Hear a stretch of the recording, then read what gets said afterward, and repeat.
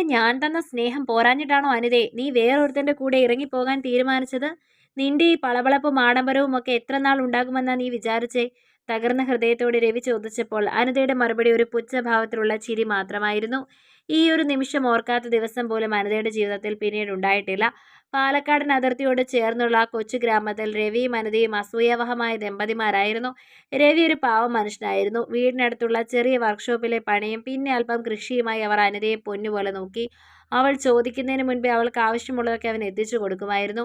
രവിയേട്ടാ, എനിക്കൊരു സ്വർണ്ണമാല വേണം. നമ്മുടെ പത്തായപ്പുരയിലെ ശാന്തയ്ക്ക് പുതിയൊരെണ്ണം വാങ്ങിയിട്ടുണ്ടെന്ന് അവൾ പരിഭവം പറഞ്ഞാൽ ഉറക്കമിളച്ച് പണിയെടുത്തും കടം വാങ്ങിയും രവി അത് വാങ്ങി നൽകുമായിരുന്നു. പക്ഷേ അനിതയുടെ കണ്ണുകൾ എപ്പോഴും ദൂരെയുള്ള നഗരത്തിലെ ആഡംബരങ്ങളിലേക്കായിരുന്നു. അനിതയുടെ പഴയ സഹപാഠി സുരേഷ് വീണ്ടും അവളുടെ ജീവിതത്തിലേക്ക് വന്നതോടെയാണ് എല്ലാം തകിടം മറിഞ്ഞത്. ഗൾഫിൽ നിന്ന് വന്ന സുരേഷിന്റെ കയ്യിൽ പണമുണ്ടായിരുന്നു. വില കൂറിയ കാർ ഉണ്ടായിരുന്നു. അനിതയെ, നിന്നെപ്പോലെ സുന്ദരിയായ ഒരു പെണ്ണി കുഗ്രാമത്തിൽ ഇങ്ങനെ ഒരു പണിക്കാരൻ്റെ കൂടെ കഴിയേണ്ടവളല്ല.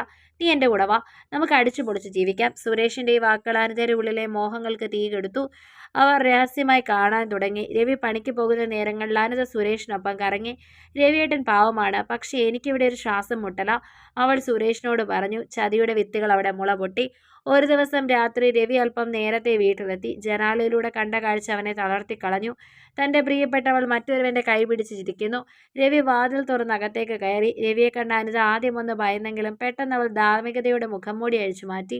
രവിയേട്ടാ, നമുക്കിനി ഒരുമിച്ച് പോകാൻ പറ്റില്ല. എനിക്ക് സുരേഷിൻ്റെ കൂടെ പോകണം. പണവും പത്രാസും ഇല്ലാതെ ഈ ജീവിതം എനിക്ക് മതിയായി. രവി ഒന്നും മിണ്ടിയില്ല. അവൻ്റെ ഉള്ളിൽ പ്രിയപ്പെട്ടവൾ പണിത സ്വർഗ കൊട്ടാരം തകരുകയായിരുന്നു.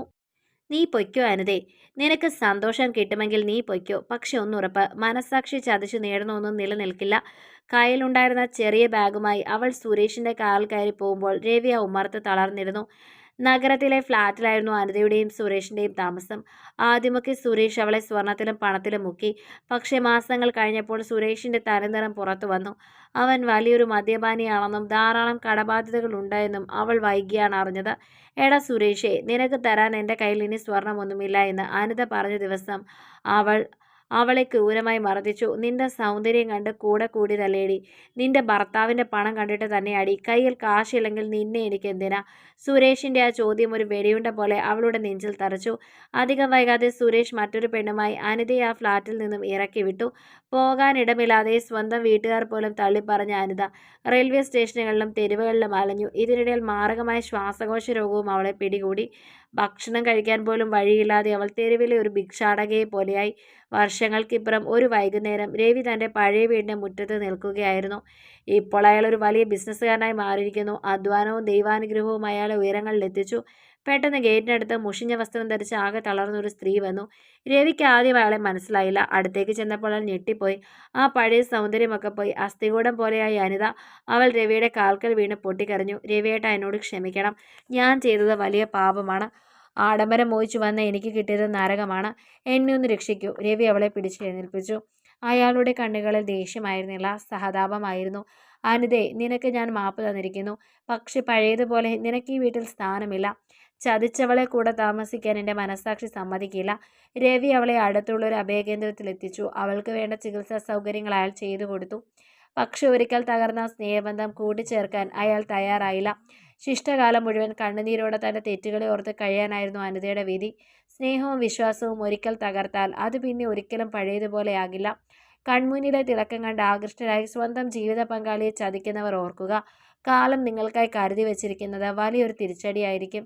സത്യസന്ധമായ സ്നേഹത്തിന് പകരം വയ്ക്കാൻ ഈ ലോകത്തിൽ മറ്റൊന്നുമില്ല. രവി അവളെ അഭയകേന്ദ്രത്തിന്റെ വരാന്തയിലിരുത്തി. ചുറ്റുമുള്ള ചുവരുകൾക്ക് മരണത്തിന്റെ മണമായിരുന്നു. തളർന്നുപോയ അനിതയുടെ കൈകൾ വിറയ്ക്കുന്നുണ്ടായിരുന്നു. രവി പോകാതിരിക്കാൻ അവൾ അയാളുടെ ഷർട്ടിൽ മുറുകെ പിടിച്ചു. രവിയേട്ട, പോവല്ലേ, എന്നെ ഇവിടെ ഒറ്റയ്ക്കാക്കല്ലേ, അവൾ കിതച്ചുകൊണ്ട് പറഞ്ഞു. രവി പതുക്കെ അവളുടെ കൈകൾ വിടുവിച്ചു. അനിതയെ, നീ സുരേഷിന്റെ കൂടെ പോയ അന്ന് രാത്രി ഞാൻ ഈ വീടിന്റെ ഉമ്മറത്ത് ഒറ്റയ്ക്കായിരുന്നു. അന്ന് നീ എൻ്റെ അവസ്ഥ ഓർത്തിരുന്നോ? ഈ ശ്വാസം മുട്ടൽ അന്ന് എനിക്കായിരുന്നു. അനിത തല താഴ്ത്തി വിതുമ്പി. അന്ന് ആ കാറിൽ കയറുമ്പോൾ എൻ്റെ കണ്ണുകളിൽ പണത്തിൻ്റെ തിളക്കമായിരുന്നു. ആഡംബരത്തിൻ്റെ വലിയൊരു ലോകം സുരേഷ് എനിക്ക് കാണിച്ചു തന്നു. ആ ഫ്ലാറ്റിൻ്റെ 4 ചുവരുകൾക്കുള്ളിൽ എനിക്ക് കിട്ടിയത് മർദ്ദനവും ആക്ഷേപവും മാത്രമായിരുന്നു. എൻ്റെ സ്വർണം ഓരോന്നായി അവൻ വിറ്റു തീർത്തു. അവസാനത്തെ വള ഊരിക്കൊടുക്കാൻ മടിച്ചപ്പോൾ അവൻ എന്നെ ചവിട്ടി വീഴ്ത്തി. രവിയേട്ട, രവി ദൂരേക്ക് നോക്കി നെടുവീർപ്പിട്ടു. പണം കൊടുത്ത് വാങ്ങുന്ന സ്നേഹത്തിനും സ്വർണത്തിൻ്റെ ആയുസ്സേ ഉള്ളൂ എന്ന് അന്ന് ഞാൻ പറഞ്ഞില്ലേ? നീ പോയപ്പോൾ എനിക്ക് ഈ ലോകം തന്നെ അവസാനിച്ചു എന്ന് തോന്നി. പക്ഷെ പിന്നീട് ഞാൻ ചിന്തിച്ചു, എന്തിനാണ് ഒരാൾക്ക് വേണ്ടി ഞാൻ എൻ്റെ ജീവിതം നശിപ്പിക്കുന്നത്? ആ വാശിയാണ് എന്നെ ഈ നിലയിലെത്തിച്ചത്. രവിയേട്ടൻ എന്നെ പഴയതുപോലെ സ്നേഹിക്കാൻ പറ്റില്ലേ? ഒരു വേലക്കാരിയായോ അടിയാത്തിയായോ ഞാൻ ഈ വീട്ടിൽ നിന്നോളാം. എനിക്ക് തെറ്റുപറ്റി. അനിതയുടെ വാക്കുകൾ സങ്കടം കൊണ്ട് മുറിഞ്ഞുപോയി. സ്നേഹം എന്നത് ഒരു കടലാസ് പോലെയാണ് അനിതേ. ഒരിക്കൽ അത് കശക്കി എറിഞ്ഞാൽ പിന്നീട് എത്ര നിവർത്തിയാലും അതിലെ ചുളിവുകൾ മായില്ല. രവി ശാന്തനായി പറഞ്ഞു. എനിക്ക് നിന്നോട് ദേഷ്യമില്ല. അതുകൊണ്ടാണ് നിന്നെ ഞാൻ ഇങ്ങോട്ട് കൊണ്ടുവന്നത്. ഇവിടെ നിനക്ക് മരുന്നും ഭക്ഷണവും കിട്ടും. പക്ഷെ സ്നേഹം, അത് നിനക്ക് വേറെ എവിടെയെങ്കിലും തിരയാം. അഭയകേന്ദ്രത്തിലെ സിസ്റ്റർ അടുത്തേക്ക് വന്നു. രവി സാർ, അഡ്മിഷൻ ഫോം ശരിയാക്കിയിട്ടുണ്ട്. രവി പോക്കറ്റിൽ നിന്നും പണമെടുത്ത് അവർക്ക് നൽകി.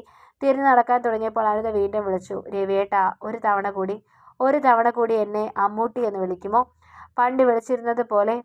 രവി ഒരു നിമിഷം നിന്നു. അയാളുടെ കണ്ണുകളിൽ പഴയ ഗ്രാമവും അനിതയുടെ ചിരിയും തെളിഞ്ഞു വന്നു. പക്ഷെ അയാൾ തിരിഞ്ഞു നോക്കിയില്ല. ആ രവി പണ്ടേ മരിച്ചുപോയി അനിതേ. ഈ നിൽക്കുന്നത് വെറുമൊരു അപരിചിതൻ മാത്രമാണ്. നിനക്ക് സുഖമാവട്ടെ. രവി നടന്നു നീങ്ങി. ഗേറ്റ് കടന്ന് അയാൾ തൻ്റെ കാൽ കയറി. മിററിലൂടെ നോക്കുമ്പോൾ വീൽചെയറിലിരുന്ന് തന്നെ നോക്കുന്ന അനിത അയാൾ കണ്ടു. ഒരു കാലത്ത് തൻ്റെ ലോകമായിരുന്നവൾ ഇന്ന് വെറുമൊരു ഓർമ്മ മാത്രമായി മാറിക്കഴിഞ്ഞിരിക്കുന്നു. കാറ് മുന്നോട്ട് നീങ്ങിയപ്പോൾ രവി തൻ്റെ കണ്ണിലെ നനവ് തുടച്ചു. മനസാക്ഷി ചതിച്ചവർക്കുള്ള ശിക്ഷ വിധിക്കാൻ താൻ ആരുമല്ലെങ്കിലും തകർന്ന വിശ്വാസം പുനഃസ്ഥാപിക്കാൻ ദൈവത്തിന് പോലും കഴിയില്ലെന്ന് അയാൾക്ക് ഉറപ്പായിരുന്നു. കഥ നിങ്ങൾക്കിഷ്ടമായെങ്കിൽ ലൈക്ക് ചെയ്യൂ. നിങ്ങളുടെ അഭിപ്രായങ്ങൾ കമൻ്റായി രേഖപ്പെടുത്തൂ. കൂടുതൽ കഥകൾ കേൾക്കാൻ ഈ ചാനൽ സബ്സ്ക്രൈബ്